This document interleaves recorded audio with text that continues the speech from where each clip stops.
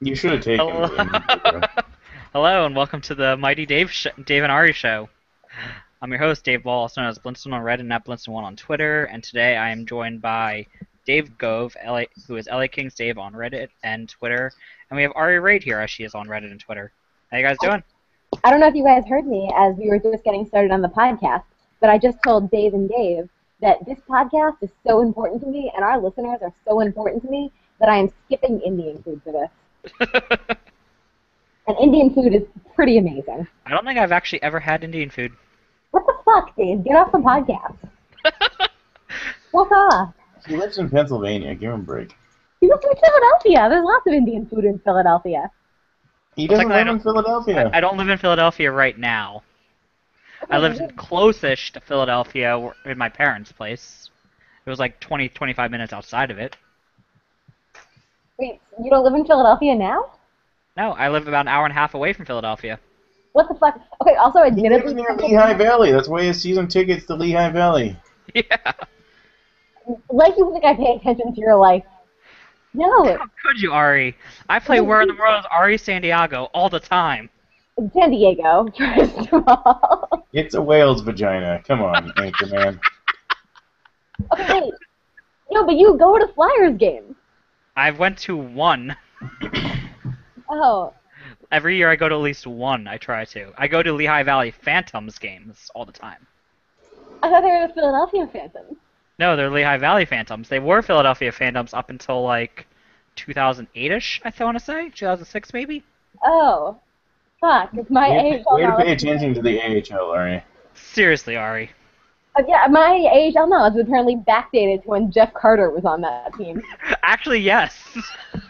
They left in 2009, so not really when Jeff Carter was there, but... Yeah, Jeff Carter left that team in like 2003, 2004. Okay, Jeff Carter... No, he was there until 2006, because they won during the lockout year. Yeah, or the Jeff year Carter after the and lockout. Patrick Sharp were on that AHL Calder Cup team. I remember. Yeah. And Mike Richards, who I'm sure we'll talk about. It was Mike Richards, it was Jeff Carter, Antero Nitamaki was on it, Patrick Sharp was on it, I'm pretty sure Umberger was on it.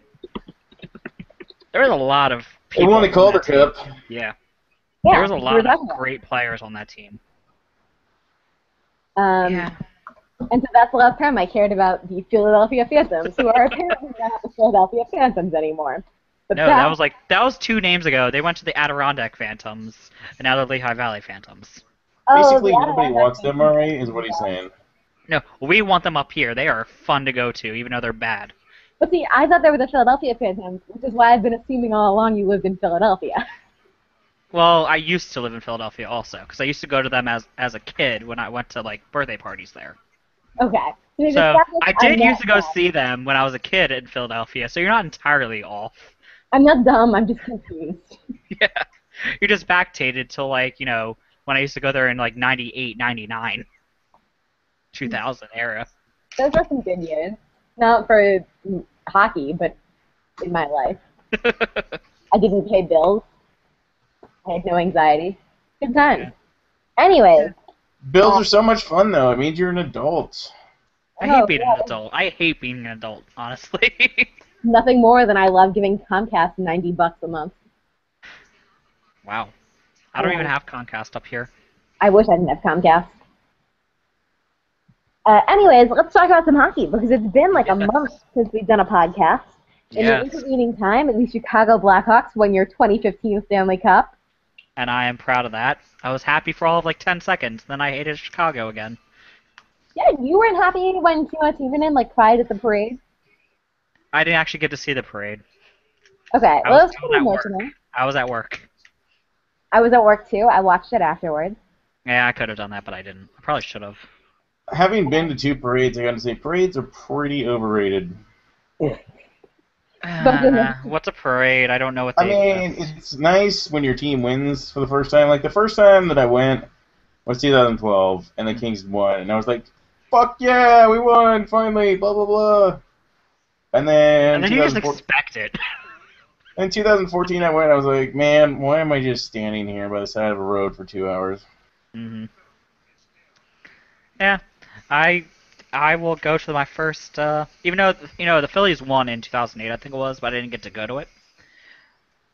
So this will be my first championship parade because the last time before that Philadelphia won a championship was in like in the 80s with the Sixers. So I haven't Anyway, gotten to go to one.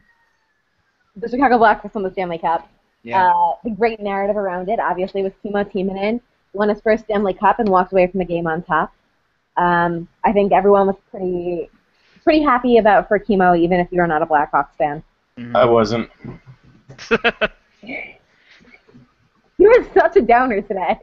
Oh no, I'm just fucking with you. This morning, Dave's like, "Wow, I hope Andy Murray wins," and he literally said it just to piss me off. But it was fun. I cried. Dave knows I cried. He saw me. He's verifying that. But You you did guys have not cry. You did not cry. Before we move on close. to the off-season, do you guys have any last-minute thoughts about the Stanley Cup final? No, it was a good final. honestly. It went exactly as I expected. So Yep. no, not really. Everyone kind of expected the way it went. So Really? I don't know. I thought there was All of us picked Chicago in 6 games. Like, it wasn't a shocker. So, like, I mean... Okay, if you want to just judge the games by the outcome, that's fine. I think there's a little bit more to it than that. I mean, they were close I mean, games, it but we was knew what was going to happen. Basically, what we said was going to happen happened. Chicago shut down Tampa Bay's offense, and Tampa Bay wasn't able to get through them. So, I mean, it basically played out exactly like 90% of quote-unquote experts thought and how we all thought. So, I don't really know like what else there is to say, other than I was a little surprised that Stamkos and Johnson... I mean, Johnson was hurt, so whatever. Mm-hmm. But Stamkos and Johnson didn't really do anything, and that was the only thing that really shocked me about it. I mean, I think Steven Stamkos was also hurt. Obviously, there was the Ben Bishop injury. There were a couple of Blackhawks injuries that were pretty interesting. The Blackhawks' defensive choices in terms of playing Rundblad and TVR, and then benching Rundblad and playing Comiskey and TVR, and going back to Rundblad, and then we re-signed Rundblad. So that's pretty interesting, I thought. You're only saying that because you think David Rundblad is hot. There's Okay, nothing that's special really- about him as a defenseman. That's actually really offensive. I'm just kidding. And if you think that I'm a fan, I don't know, Dave, I don't think that's funny. Because you know how often I get that shit? All the Okay. fucking time. Okay, then I apologize. I do. If you want to talk But about the Stanley Cup final, that's he was fine, a guy but- that was a healthy scratch half the year. I know, and I think it's interesting that he played in the Stanley Cup final. And I think it's interesting the decisions Joel Quenneville made about him and made about his usage. But if you want to talk about that, then I'm happy to move on to other bullshit you want to talk about. Stop I apologize, shooting Ari. my head. I apologize. There's nothing Alright. wrong with thinking that he's attractive. He is an attractive man. I was just joking because Fuck up, Dave. he is. No, I apologize. Okay. You know that I think that you're a brilliant hockey fan. Like, I have nothing... Like, anyway. I don't really think that that's that big of a deal. Like I said, he was your 7th defenseman. Like, I don't think that him re-signing is that big of a deal. I think it's going to be more important if you get Johnny Oduya back somehow. Well, that's fine. We won't talk about the Stanley Cup final then. It obviously wasn't important. So on to the offseason. Why don't you talk about Mike Richards now? He's a piece of shit. Is he? Because I don't think he did anything wrong. I think he took Oxycontin. Team doctors prescribed him for his numerous injuries and concussion over the border with him into Canada. And then your team terminated his contract to get out from their salary cap situation. Yes, they did. And I love Dean Lombardi for it. Yeah, I think it's going to get overturned by the NHLPA. I do too. I think I that love Dean Lombardi. I think we're gonna get fucked in this whole situation. Mm-hmm. So, but that doesn't negate the fact that Mike Richards is a piece of shit who didn't show up to play and basically gave Dean Lombardi his word that he was going to give 100% and never did. So you think that maybe Mike Richards gave his 100%, but his body is vastly deteriorated because of a number of injuries from his hard style of play and several concussions he sustained over that period, and that you guys pinned unrealistic expectations to him when you traded for him? So does that make him a piece of shit? unrealistic? How? Unrealistic how? Because when we traded for him, we won a Stanley Cup. We didn't expect him to be a guy that scores like he did in Philadelphia, especially with our system. We just expected him to actually show up and give a shit, and it seemed like he never did in the last year. So I think actually when he came back from being sent down to the minors, he played with all his heart, but it's pretty clear that he's lost a step, and whether that's mental because of the concussions or physical because of his numerous knee injuries, he definitely looked like he cared when he came back from the minors. I disagree, and I wrote a whole column about it on the Hockey Writers. So Why do you might disagree? do it differently. And actually, you told me that you liked that article I wrote, so I don't think that he cared at all. Like it just seemed like he didn't really care. Caring. So, How do you show caring on the ice? I don't know. Actually, like look like you care. Actually, talk like you care. Like nobody believes anything that comes out of his mouth because it doesn't look like he actually tries. It doesn't look like he's actually going out there and breaking a sweat and looking like he's, actually winded when he gets out of a shift. Like, he looks like he just shows up and he skates around and he hopes that he gets lucky and he's in the right place at the right time, and none of that happens. Like, it's just, especially if you've played, like, there's a difference between a guy that looks like he's going out there and working the corners hard and digging deep and getting in front of the net and crashing when he needs to. And Mike Richards does none of that. Like, it's like either, like, maybe you're right. Maybe the injuries have created a mental problem where he's afraid to go into the corners or he's afraid to go to the front of the net because he doesn't want to get a concussion again. If that's the case, then that's the case. Then I'm sorry. But at least tell Dean Lombardi that you're scared to do that now and you're not going to give 100%. First of all, Right. I think your contention that he's not giving 100% is based on a total lack of factual evidence. I think it's based on the fact There's no way to actually, like, there's no way to... effort. Yeah. Exactly what I'm saying. So you're saying that he's not producing because of a bunch of things that you think you've observed. Yeah, because I've been watching him for 4 years. And you expect him to confess fear. He's obviously a different player. Atmosphere. And you expect him to tell Dean Lombardi to buy him out.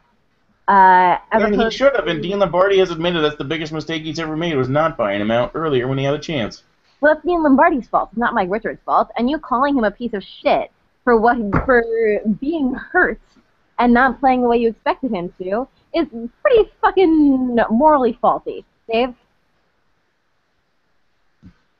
What do you do for calling him a piece of shit?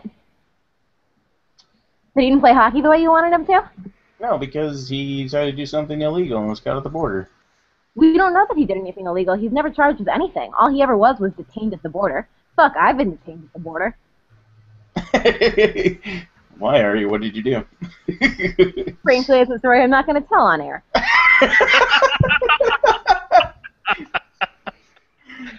But it was probably more illegal than what Mike Richards I've actually been detained at the border too, so I take that back. Okay, fine. I don't think I've ever have, so.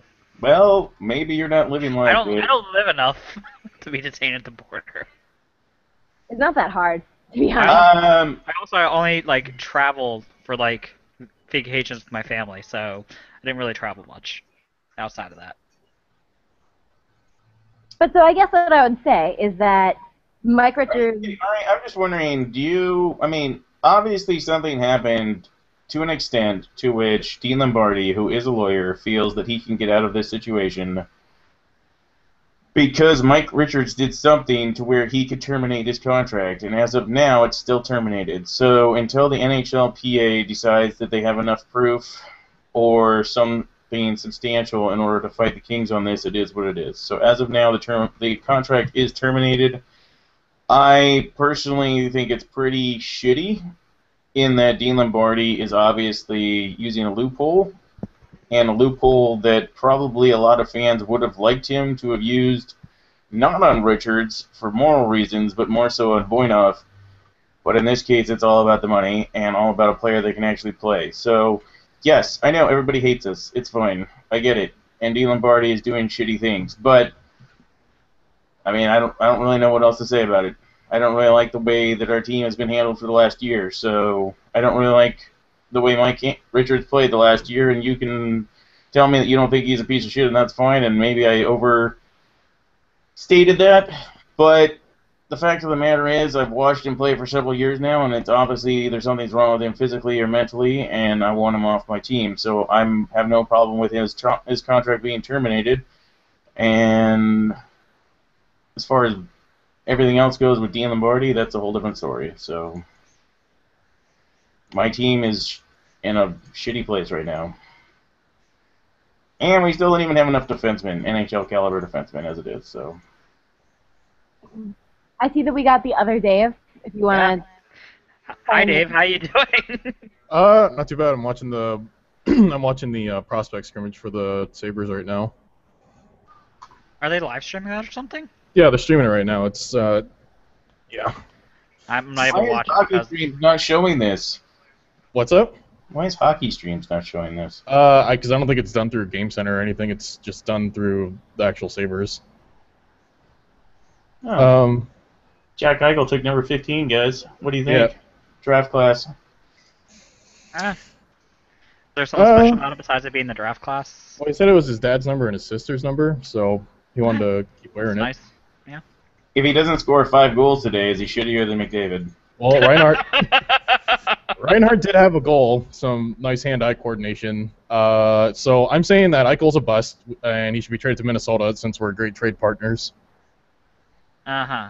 No can, ulterior motive right there whatsoever. No. We can. I know Matt Cook was bought out, but we can buy him right back and trade him to him. That's cool. Mm-hmm.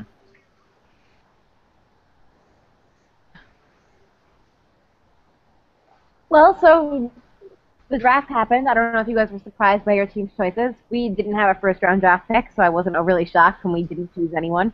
Come on, you didn't think your Stan Bowman could have got somebody anyway? Well, we were hoping we were going to get a first-round pick for Patrick Sharp. Mm-hmm. Yeah. But obviously Patrick Sharp has still not been traded. Yeah, it caused you guys to lose Saad, it seems. Well, I don't know if that's what caused us to lose Saad. It seems like there was some mismanagement there on a number of sides. Yeah. But obviously I'm not thrilled about it. Yeah, we all know you love Saad. And judging by our run sheet, where you wrote, Brandon Saad, no, why, oh God, help me, the salary cap won't go up, and we are suffering. And then you rewrote the laborious, whatever the word is. You rewrote a song. Yes, I rewrote the lyric. I have been working on a rewrite of the lyrics to I Dreamed a Dream from Les Miserables about Brandon Saad. The hope is that someday I finish it, and in fact, I may just rewrite the novel of Les Miserables about the Brandon Saad trade.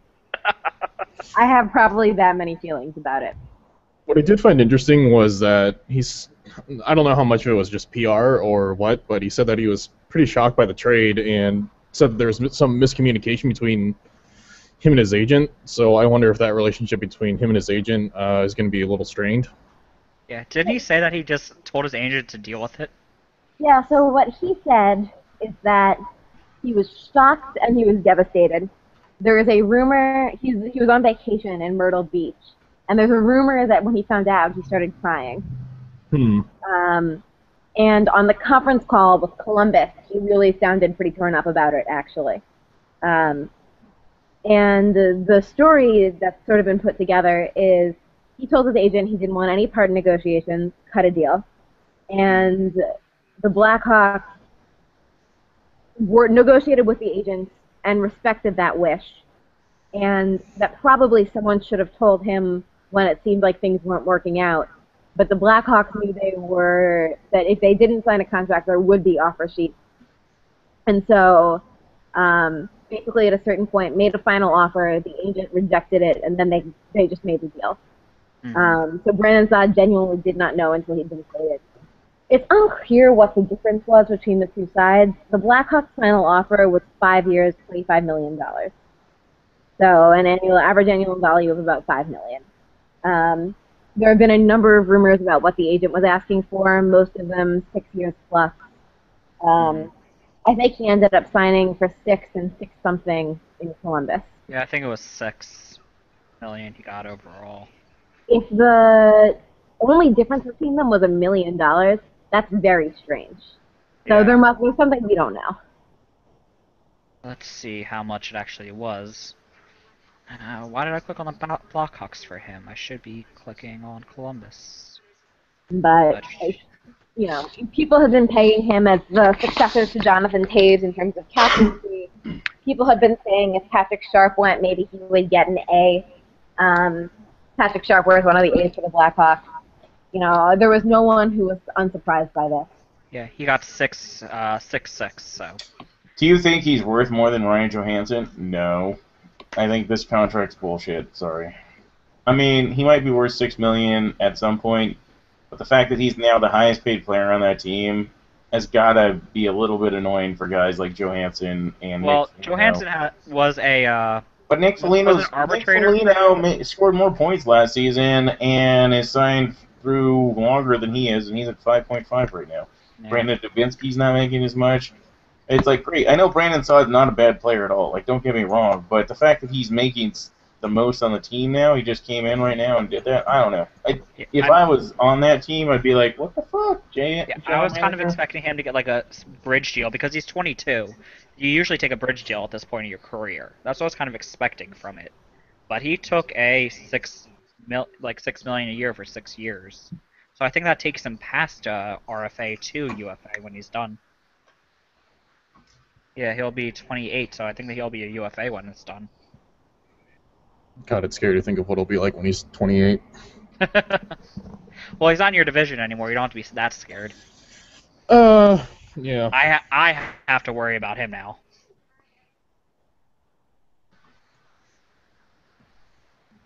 Yeah, so that happens. A lot. Go ahead. Sorry, it definitely hurts the Blackhawks. Yeah. I think, which is sort of an underrated part. Obviously, lots of Blackhawks fans are emotionally upset, but it's a big takeaway from our top line. There's a big hole there. And especially if we lose Patrick Sharp, too. That's 2 first-line players. Patrick Sharp, sometimes a first-line player, that we're down now.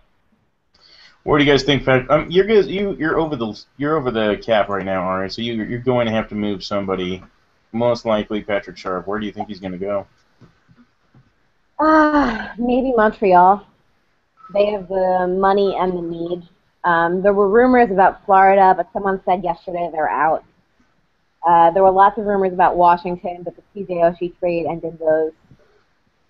And they got Justin Williams. Oh my God. Yeah, and they signed Justin Williams. And Justin Bourne was shitting on that today, which kind of surprised me. Yeah, I don't really understand why. I don't really understand what Justin Bourne's been doing for the past, 3 days, but that's fine. He still knows more about hockey than I'll ever know, so who the hell am I to ask questions? No, you always ask questions.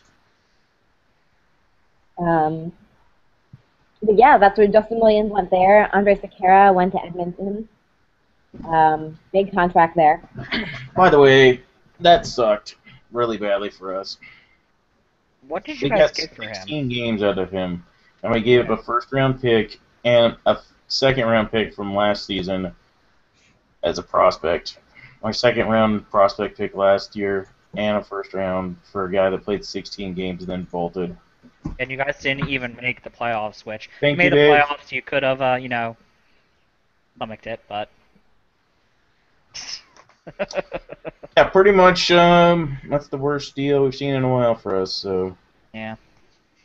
Don't worry, you're going to be on the backup swing this year, probably. It is, the Kings' year to win, with how the, Blackhawks, Kings switching has gone for the Cup. Does that mean if we win, will we actually get somebody on the cover of NHL this year? Maybe. Doubtful. No, still no. No. They're not going to do put the. Crawford on there next or Duncan. Actually, Andre Kopitar's dog is going to be the next NHL cover. Totally in favor of that. He's a good-looking dog. Very cute. My husky, man, she basically half a girl. Ugh, Briz.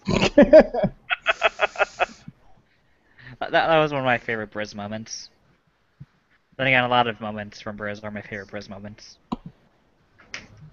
What else do we have next? So the Bruins have kind of been doing things this offseason. The very, very weird things that no one really expected. Trading away. Who did they trade away? Trade away Lucic, trade away Dougie Hamilton, and then trading for Zach Ronaldo. Yeah, Zach Ronaldo trade I did not get. And the thing about it is, though, what was it? The Eddie Lack trade was a third and a seventh, and then we got a normal third for Zach Ronaldo. So Eddie Lack is only worth a seventh more than Zach Ronaldo was. That's one of the biggest things that surprised me, how we got so much for Ronaldo. Yeah, it's I mean, who knows? Maybe it does work out. My gut says that this is Sweeney's kind of blowing up the team unnecessarily, but Mm-hmm. Yeah, they also traded away Riley Smith and the Mark Savard contracts. So yeah. they haven't gotten really. I don't get the Dougie Hamilton move at all. I can understand the Lucic move. Like, great, you got rid of a contract you needed, but then they brought on other people as well. They haven't really cleared up as much cap space as you would have expected for that kind of move. And you got rid of a guy in Dougie Hamilton who's young defenseman who you're saying had some sort of personality issues or something, and supposedly they were within $500,000 of each other on a deal. Mm-hmm. And it just makes no sense to me that you get rid of a guy like that for what they got back in return. That I cannot understand the Dougie Hamilton move at all. The rest of their moves, I can be like, all right, sort of, whatever. I can at least make a case for it. But okay, I want to hear your case for the Zach Ronaldo trade. third rounders or whatever. Yeah. Like, no offense. I mean, like, you're not, once you get past the second round of a draft, you're kind of shooting 50-50 or worse as to a guy that's actually going to make an impact in the NHL. You know Zach Ronaldo at least has some serviceable skills in the NHL. Yeah, he and changed the game, man. What's that? He changed the game, man. He did change that game. Exactly. And so, for me, it's like, that's what I'm, like, whatever. But Dougie Hamilton, I have no clue why you would do that. Especially, your defense is already getting older. You lost Boychuk last year. You also lost Matt. What am I going? Yeah, thank you. So, Zdeno Chara's doing nothing but getting older. He's not getting better. So, give away your best young defenseman. It makes no sense. Yeah. I did not understand it whatsoever. I mean, he's 22, got $5.75 for, I think, like 6 years. So it's not like he got much. That was basically what, the whole Lucic contract was what Dougie Hamilton got. Like, that was more than what Dougie Hamilton got. So it's not like they needed cap space. They could have just traded Lucic away first. But, man, Sweeney's doing something. He probably has some master plan. And we just kind of have to wait it out to see what's going on there. So what was next? We have a Flyers fan here, so I want to know, how do you feel about the trade of Arizona Coyotes legend Chris Pronger? I love this trade. Come on, it brings us the new Gagne. That's my favorite player. And we didn't buy him out, which makes you very happy. Yes. So no, me and you were worried if we were going to be friends anymore or not. Yeah, if the Flyers had bought out Sam Gagne, I would not have been able to continue on this podcast.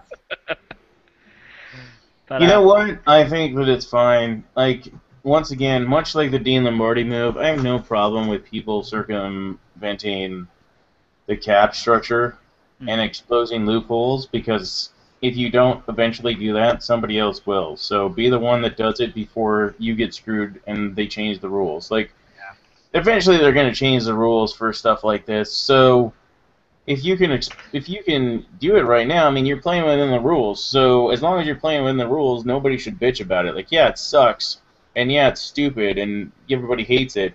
But it doesn't suck that they took on this contract in the same way that Mark Savard got traded too. It's that what's stupid to me is that Chris Pronger is going to the Hall of Fame and he's still on an NHL roster of sorts. So that part's dumb. But as far as them trading for it and using him towards their salary cap, they're basically playing within the rules, so I have no problem with it. And Ron Hextall looks like a genius. Yeah, I'm happy with that too. I mean, they should honestly let people retire without hurting the team if the player is injured, like he was. I mean, it's not like he's an old player that just wanted to call it quits. He is legitimately injured. So they should let him have retired without hurting whoever owns the contract. Well, on behalf of the Marian Hossa contract, I agree. But he's not hurt yet, so you don't have to agree yet. That's true, and he will probably never get hurt because Yeah. he's untouchable. He's an untouchable. And Rafi Torres is no longer in the league, really, so obviously he's not going to get hurt again. Yeah, That is Rafi true. Torres is busy stealing body parts and cadavers, and that's not a joke. Yeah, but who know who else is still in the league? John Scott is still in the league now. Yep, signed a 1-year contract with Coyotes. What? Right Good up. for him. Yeah. I like John Scott, honestly. He just keeps trying to play. Yeah, he just wants to play hockey, and Yeah. he is now going to play hockey in Arizona, where I never have to see him or think about him again. Don't you have to see him a couple times a year, though? Let's be real, I'm not going to watch the Arizona games. But you can Especially see, the Arizona games in Arizona. I don't have time for that. yeah. Well, you can join us in Arizona if you want, because the Kings are planning a road trip out there, so... Arizona's far as hell. Arizona's hot, too. And there's scorpions there that can crawl inside your shoes. After 4 years living there, I had enough of that nonsense.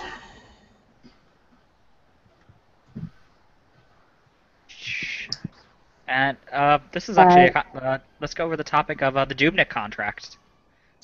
Dave, how do you Not a feel? Not a fan of the length. I would have been happier with 4 if we paid a little more, because obviously we're not going to get him at 4 years at the same money amount. High risk, high reward.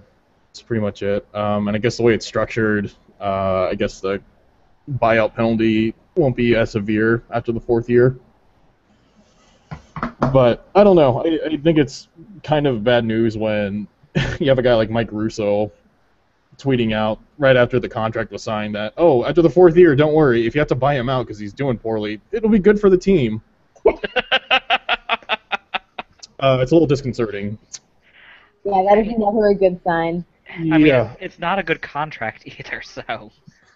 Well, it's like, I don't really mind it. Everybody... Here's the thing. Everybody thinks that when everybody thinks of Dubnyk, they just think of his time, you know, when he was 4th string pretty much in Montreal, and then he had that really bad year in Edmonton. They don't realize though, it's like he's had a pretty average. I won't say good. I'll just say average. Pretty average career, Edmonton aside. But yeah, at the same time, I mean, I do kind of agree. The term is longer than I would have liked. But at the same, you know, with our defense, we probably just need him to be kind of average in net. I think with the playoffs, with him just kind of imploding on himself a little, I think just, you know, 37 or 38 consecutive starts just caught up with him. Yeah.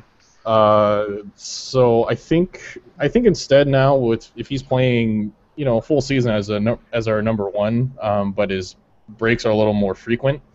I don't know. We'll see. He's 28, so he's coming into his prime as a goalie. So, yeah, I mean, it's going to be interesting. Looking at his numbers, he didn't actually do that terribly in Edmonton, you know, considering what Edmonton has been fielding. Well, I think he had a 9. He had a 9. He had a 916, 914, and 920 in consecutive years. Yeah, I mean it's not good, but not bad. Just I mean, 920 is not bad at all. No. And I think before he got traded in Arizona, I think his save percentage is at 914 maybe. 916. Okay. Everything, yeah. So what happens now with Darcy Kemper? He's we're either going to be rolling with 3 goalies this year again, or Fletcher's going to have to work some magic to try to get Backstrom traded. We can't buy him out right now, just because he went through, that motherfucker went through surgery, so we can't buy him out. And so darn him for getting healthy. Yeah, well, it puts us in kind of a bind just because it's like, you know, he's not medically cleared to play, or so we can't buy him out or anything. What happens to Kemper? Kemper's the future, so it's unless we get a really good return on him, I don't see Fletcher parting with him. So it's going to be another situation where we roll 3 goalies, unless Fletcher can work some magic to get Backstrom traded, which I don't see happening. I don't even see where he would go. Yeah, I honestly, I can't think of anyone though. Who needs a goalie? Yeah, I don't know. Backstrom's been good to us.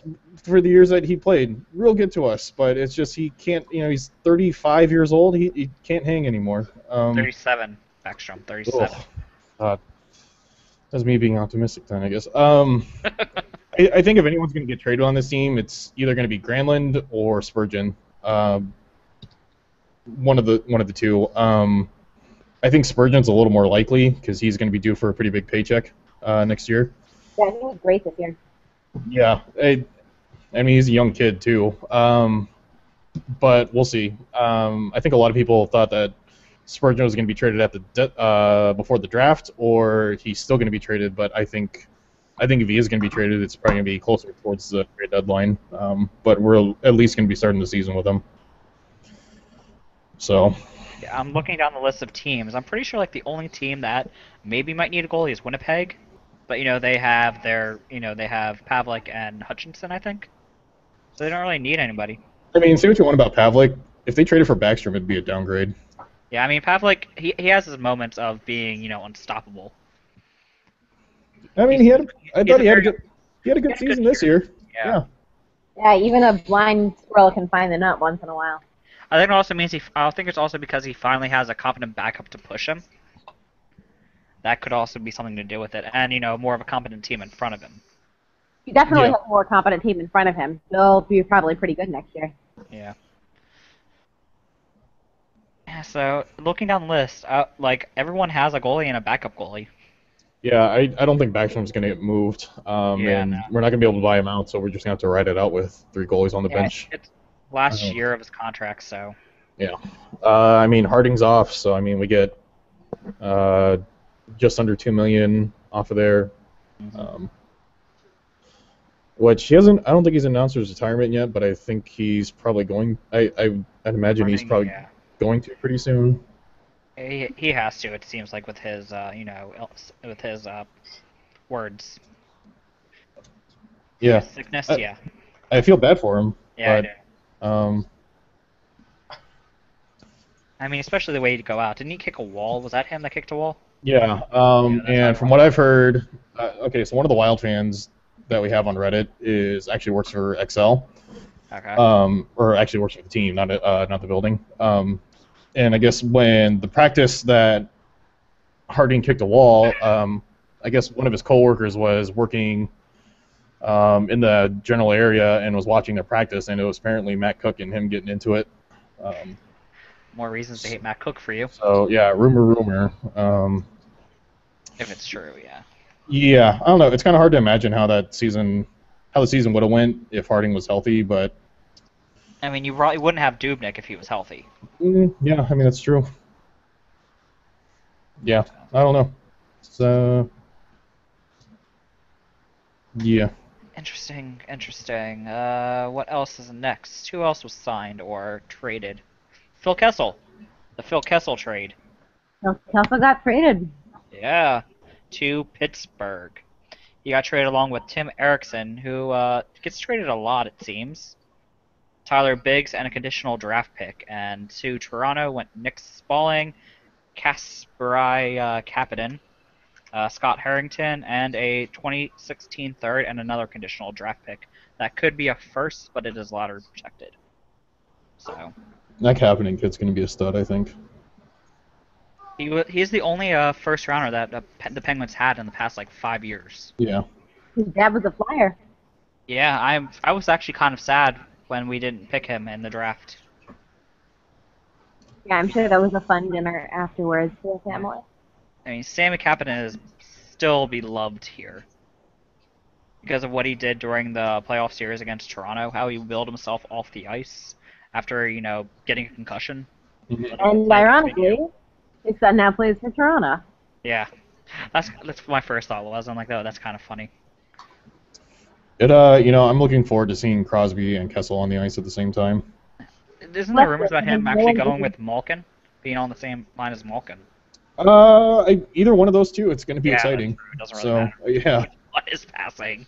Well, I'm glad we have something to look forward to for Pittsburgh, because I'm certainly not looking forward to what they're going to look like when Crosby and Malkin are off the ice. Yeah, they've lost so much depth. Hopefully, they don't win Chris within Tang the is next like healthy. 2 years, it will all be for nothing because they have nothing to back everybody up with. And God, look at their defense. I mean, they have What Ali Amata defense? and Crystal Tang. That's all they really have. Crystal Tang, who is always hurt, and a Rob guy Who is Scuderio. basically another forward. That's I'll be honest. Crystal Tang is amazing. You can fight me on that Yeah, one. I mean, yeah. Actually, I'm he's a gonna good completely player. disagree with you on that. He's a good player. You're gonna agree to disagree with me on Crystal Tang being great? No, I'm disagreeing with Dave. I'm agreeing with you. Oh, okay. I'm just saying he's. Yeah, okay. I'll just not continue with Sorry. that. Crystal Tang's. I mean, He has gotten better. not only is he good defensively, offensively, we'll give him but he is. that. He's gotten a lot better defensively than he used to be. I mean, his Corsi and other stuff are all really good too. So it's. Mm-hmm. But outside of those two, they don't really have anybody. Unless Rob Scuderi comes back. I mean, I know he was banged up and he had a terrible year, but Mm-hmm. if he comes back healthy and plays decently, then who knows? That's true. But then they also have, Ian Cole, Ben Lovejoy, Brian Dumoulin, and then Tim Erickson. Not really big name players they have because they're losing Ehrhoff.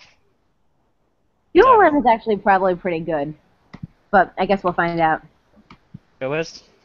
Dumoulin? Okay, that's how. Yeah, I guess he's decent. I mean, he's 23. He has a lot to learn in the league still. Yeah, but no, they have certainly created a win now window. Mm-hmm. Yep. For better or worse. Yeah. But Paul Martin, I think, is probably a pretty good signing for the Sharks. Yeah.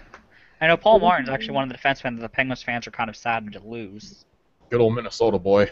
He is a good old Minnesota boy, which is funny because his first season there was such a disaster.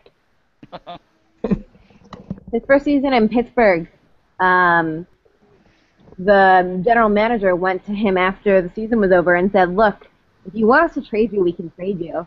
And he was like, "No, like this is where I want to be." And he came back, and he's really played well the past couple of years.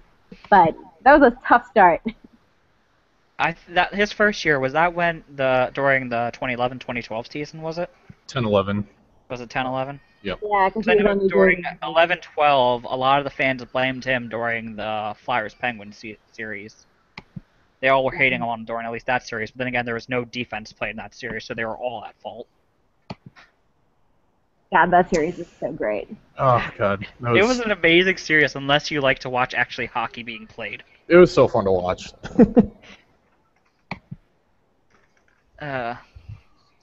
Who else got traded?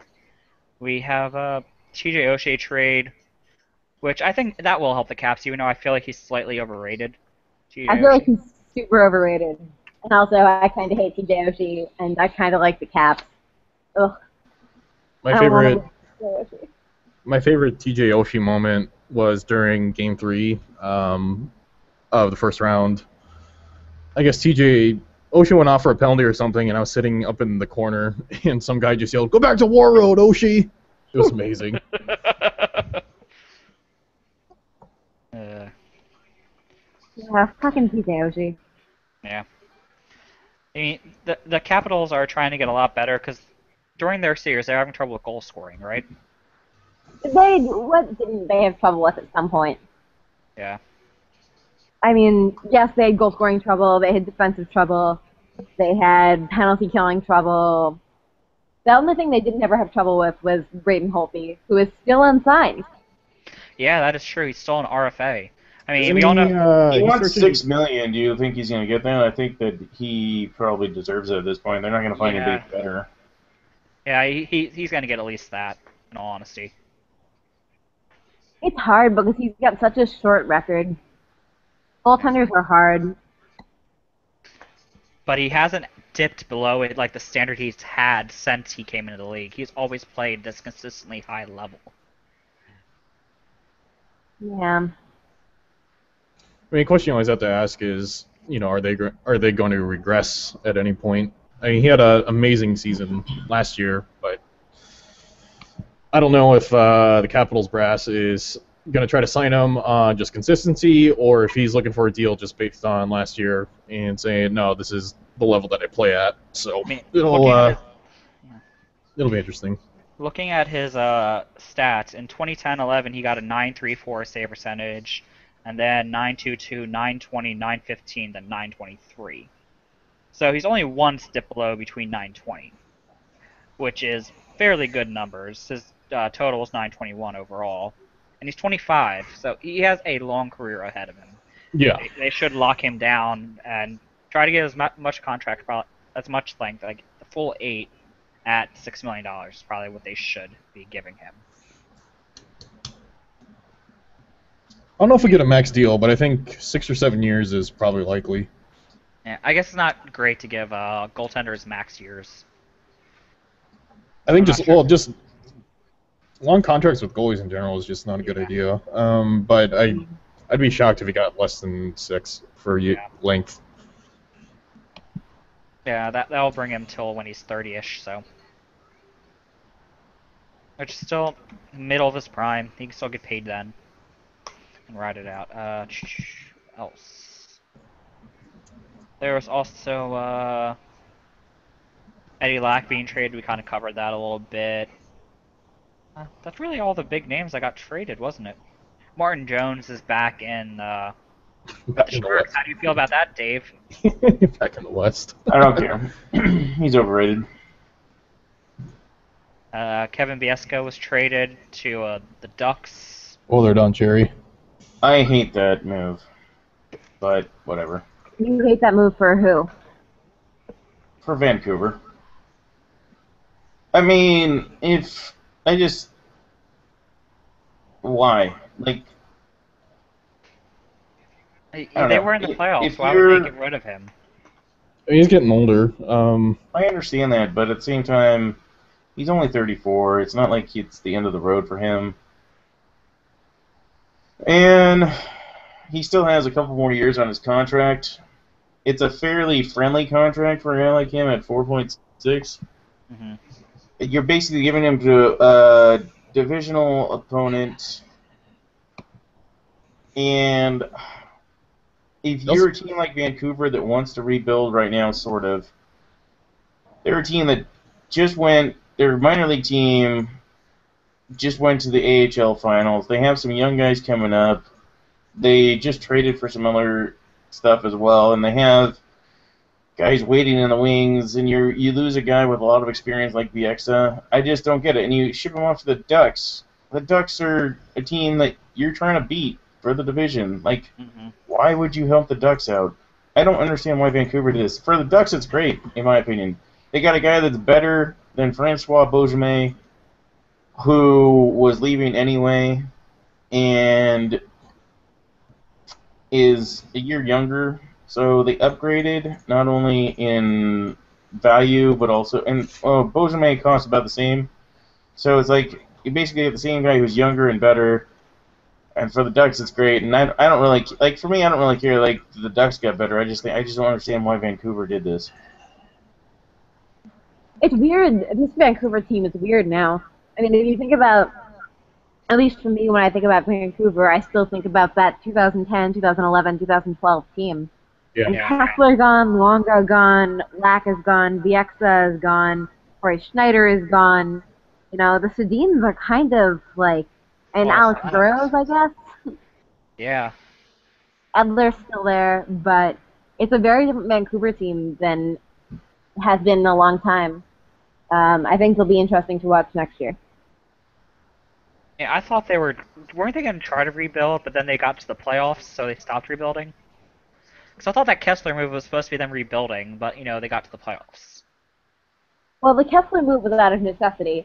Benino was the step down, but not like a rebuilding step down.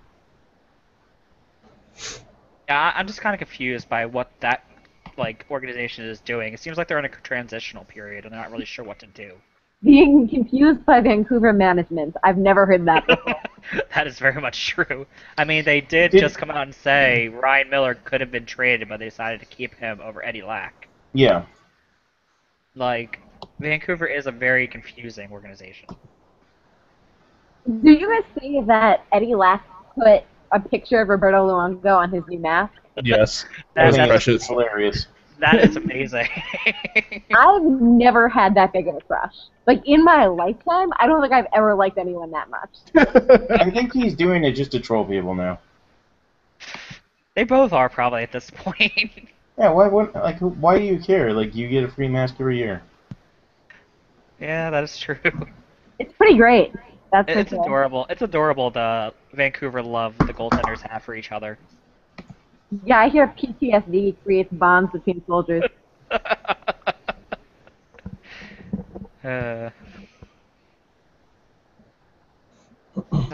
Is there anything else we wanted to cover? The Sabres announced they had 17,115 people at their scrimmage tonight. That is so many That's people. good. Yeah. Getting pumped for Eichel. That is so many people. It's amazing to think about how many people are inside of a stadium at a given time. Well, geez, I mean, All right, Brizgalov.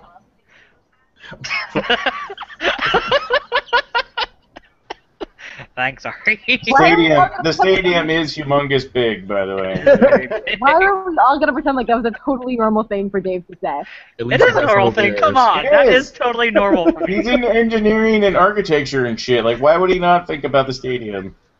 Oh yeah, that concrete just. Saying it like our like impressive piece of architecture. He was like, there are so many people in life. Come on, Ari, that is totally in line with something I would say. You know it. And You've he known was me for how like, long now? oh yeah, that's a totally normal thing for us to be talking about right now. So I just thought I would point out that no, it's not. It fit in the conversation. Thank you very much. I don't mean to be a hater, but sometimes you Why gotta you hate. gotta hate? Why you gotta hate me? Why you I gotta thought be we had so a bond, mean? Ari. I thought we had a chemo bond. Do you guys ever think about all the things that are going through people's heads and all the emotional and things that they deal with all the time, Dave? No. All those people in the building, just there. They all have their own separate lives that are very I know. complicated and complex. Yet they're Exactly. existing outside your own reality at times, because you Mhm. don't even know they exist. They Guys, might not even exist if you believe in certain philosophers. So Solipsism! I like tur- Shout out on the hockey podcast. I like All right, turtles. what do you think about Wimbledon? I'm getting uncomfortable flashbacks to last year. So for those of you who haven't kept up, Serena Williams is playing Gabrielle. How the hell do you say her last name? I don't really care. She's gonna lose. It's cool. Yeah, she's gonna get crushed. And Roger Federer will be playing Novak Djokovic on Sunday morning. Roger Federer played Novak Djokovic last year. Went down early, took the third set, had a break in the fourth set, got broken back, got broken again, lost in the fourth. And it was pretty heartbreaking. But he's definitely played an amazing tournament thus far. His serve has only been broken once. He's serving like a man 10 years younger than him. It's really pretty impressive. Yeah, I can't remember a time when I've seen his serve be this good for a long time. So Andy Murray said he thought this might have been Roger Federer's best serving match ever today. And the thing that's crazy is that even though Andy Murray lost in 3 sets, it's not like he played badly. He won almost all of his serves as well. It's just that Federer broke him once on every single set. So it's Yeah, just Andy Murray couldn't touch him on his serves.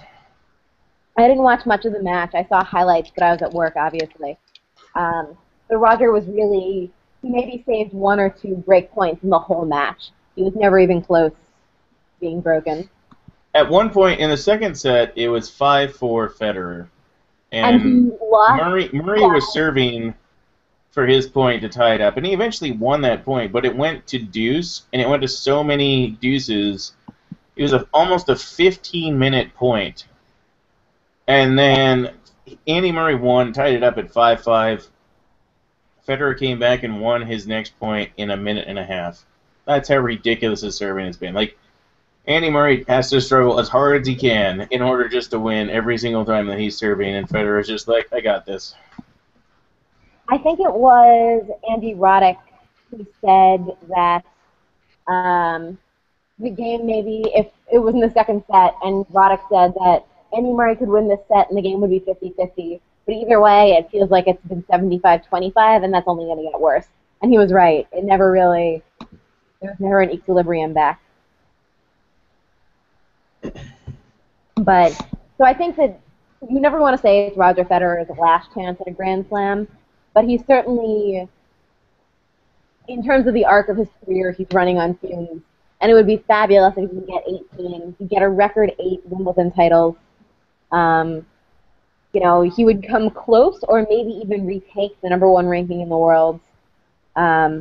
It's really amazing what we're watching. So I'll definitely be pulling for Federer, and I don't think tomorrow's match will be very much of a contest. But, speaking of that match, if Serena Williams wins, she will have completed a Serena Slam, holding all 4 of the major slams at one time. And if she ends up winning the next one, she'll be the first person since Steffi Graf? Well, in the women's game, it's Steffi Graf. In both games, it's Rafael Nadal. Yes, but in the women's game, she'll be the first one since Steffi Graf to hold all 4. Which is what we're all hoping, if we're Serena fans, that she'll do this year. So, only 2... Hold on, wait. Steffi Graf? For non-tennis fans, there's a confusing piece of terminology here, which is the 4 biggest tournaments of the year are called Grand Slams. Those are the Australian Open, the French Open, Wimbledon, and the U.S. Open. A Grand Slam is also if you win all 4 tournaments in 1 year. A career Grand Slam is when you've won all 4 tournaments at any point in your career. And so that's the play that's being made on a Serena Slam would be also called a calendar Grand Slam. In the calendar year, Serena would have won all 4 tournaments. And if she wins the U.S. Open and she wins Wimbledon tomorrow, she will have completed a Grand Slam. But either way, she already has won 2 Grand Slams. You see? To put it into context, nobody has done this in women's tennis since 1988, which was Steffi Graf. So I wasn't born then.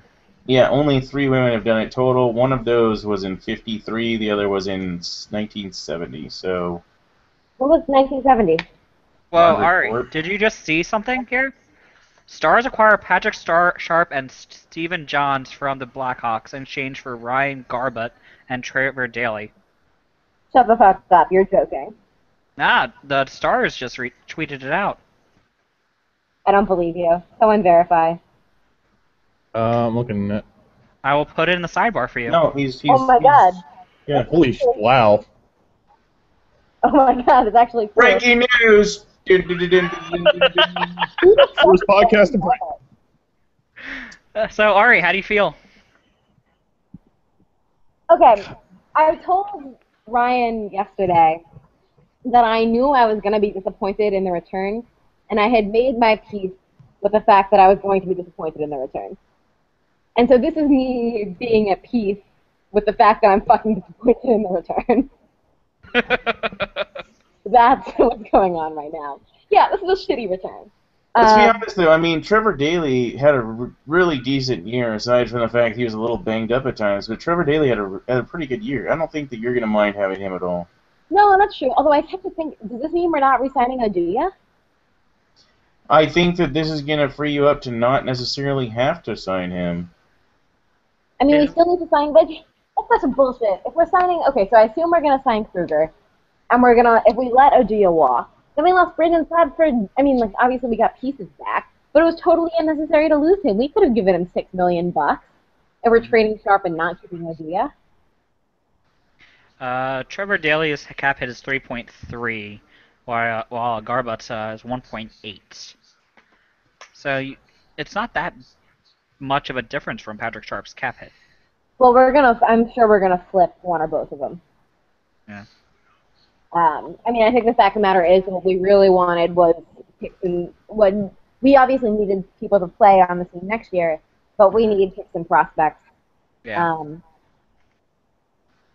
And so I assume that some people are going to get flipped. Okay. We're not done. I'm sure they're still looking at a Brian Bickle trade too, although the rumor on that is that no one's biting, which is fair because who the fuck wants the Brian Bickle contract? But Wow, $4 million for him. Wow. yeah, I'm disappointed, but I knew I was going to be disappointed. So now what happens is Are the Sharks? I guess the Hawks are just Patrick below Sharp. the cap now. Patrick Sharp is technically a left wing. You already have the best left wing in the second best left wing in the game in Jamie Benn in Dallas. So what's he gonna do? Play second line over there with Jason guess. Spezza? Because Tyler Seguin and Jamie Benn are already together, so you can have Spezza and Sharp. With Hemsky on the right wing, I guess. If I recall correctly, Spezza and Sharp might train together in the off season or go to camp together or something. They know each other.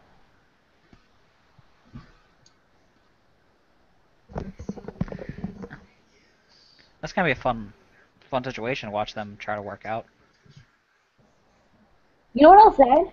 At What? least we would have to wait till fucking preseason this year.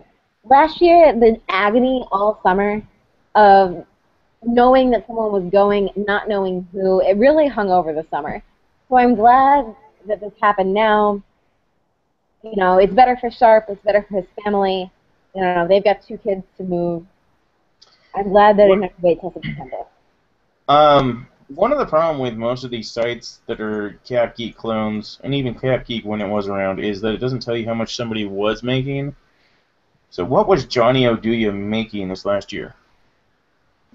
Because Trevor Daley's making $3 million. So how much are you really saving by doing this? If Johnny you end up Oduya, he just made what was it? AAV of 3.375. So you're not really saving that. Oh, Trevor Daley's 3.3. So you're saving 75,000. And plus, they also got another contract on top of it. No, I know, but that Oh, one doesn't for the really. defenseman. Okay.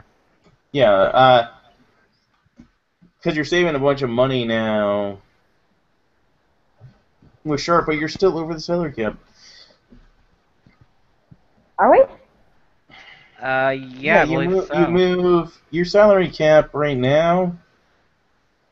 It says 880. It says you're over 718 on General Manager, but that hasn't been updated yet. Yeah, I know, but that's not entirely correct Yeah. because their total salary is $80 million, which is way over the salary cap. So even if you move Sharp, and that's $6 million, you're still over. So that's $5.9 million.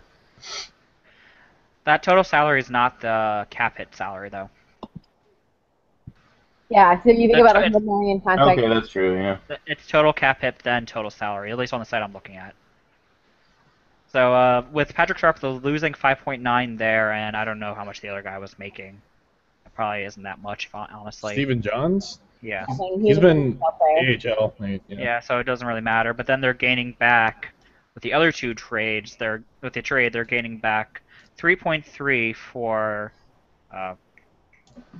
names I cannot say, Daly, and then 1.8 for Garbett. Yeah. So that's What's equates about the same.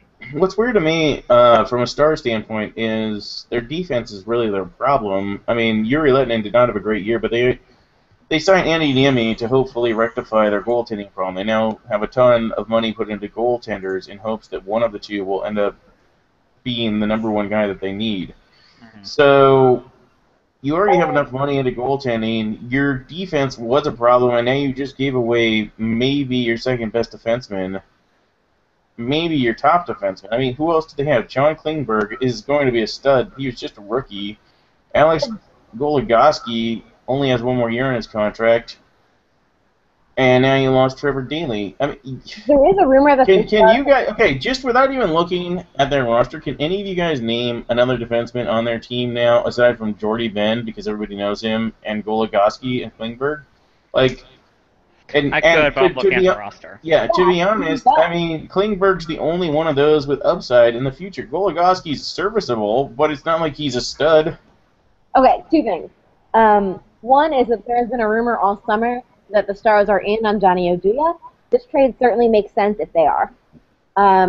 Second thing, apparently potentially a significant part of Garbutt's salary was retained by the Stars in the transaction. Okay.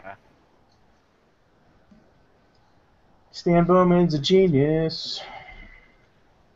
Yeah. I don't even know. They apparently saved $1.5 million in cap space with this move. So. Ari, why is your GM never nominated for GM of the Year? I don't understand. Because everyone's used to him being good. It's the same reason that Joel Quenneville is never going to win the Best Coaching Award. Yeah. Same reason why Babcock never won it. You just expect it out of him. Yeah, Joel Quenneville is going to be like the second winningest coach in NHL history when he retires. He would never have won Best Coach of the Year. Yeah. So that was breaking news there. Is there any other breaking news coming through? Looks like the Shark fan. I want to react to this. Yeah, looks like a lot of Stars fans aren't happy about losing Daly. Yeah, I don't see why they would be. I mean, they're losing defense, which they desperately need. To be fair, we do need defensemen, although we've got prospects. Oh yeah, I mean TVR. Yeah, Blackhawks have. I think that's one of the reasons why Mike Riley decided to sign in Minnesota too. Instead of Pittsburgh and Chicago, he has a better chance of making the opening day roster, or at least getting playing time in the NHL than he would in Chicago or Pittsburgh. So. I'm kind of surprised that this wasn't announced via Twitter. It's announced on like Periscope. And the Blackhawks just announced it literally right now. And you know what? The thing is, though, that I was mentioning this to somebody else recently. I'm like, Periscope is such an awesome tool for NHL and just sports teams in general, because if you follow their main accounts, they do all these press conferences on Periscope, so you can see it all immediately. And you don't necessarily need to just rely on somebody reporting what happened in the press conference. So you can actually watch the press conference yourself. So if you guys don't have Periscope already, I highly recommend getting it. Most NHL teams, or at least the NHL itself, has a Periscope account. So.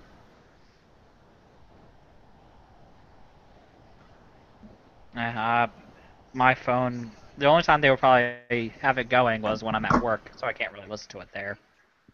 So I probably won't get it, but. So now, is there anything else you guys wanted to talk about? Breaking news, I actually have to leave. Yeah, I do too. I'm already late. Okay, so I guess we'll end this now? Unless you and other Dave want to talk about Patrick Sharp for another hour. No. There's probably not much more to say about him. I mean, I don't know. It'll be interesting to see how he plays in Dallas. Yeah. He had a bad year this year in Chicago, so I hope for all the best for him, though. He was, Blackhawk forever. Obviously, he's a Flyer forever. Come on. He's a Flyers legend. He was a Flyer longer than Sam Gagner was on the Lightning, so. No, he was there longer. Patrick Sharp at least played a season. Yeah. Hey now, Sam Gagner will ride forever with the Tampa Bay Lightning. That is true. That's where he's going to retire to. I do genuinely think that is what he will be most famous for at the end of the day. Yeah, because that was such a funny situation. Definitely. So he is literally a Tampa Bay Lightning legend. With all jokes aside, he's a Tampa Bay Lightning legend. The irony is great. Anyways. Alright, so this has been the Mighty Dave and Ari Show. You can find us on our YouTube page, Our HockeyCast, our website, ourhockeycast.com. Talk to us on Twitter, @ourhockeycast, look on our subreddit, all the same name. Tomorrow we'll be doing the Hurricanes and the Devils interview with on the Wooden Ball Show, so tune into that, and have a good night, everybody. Well, everyone have a great night. It was fun to do this again, and we'll probably do it again in August. Probably about then, yeah. Yeah, since the off-season doesn't really have much to talk about there. Okay, so good night.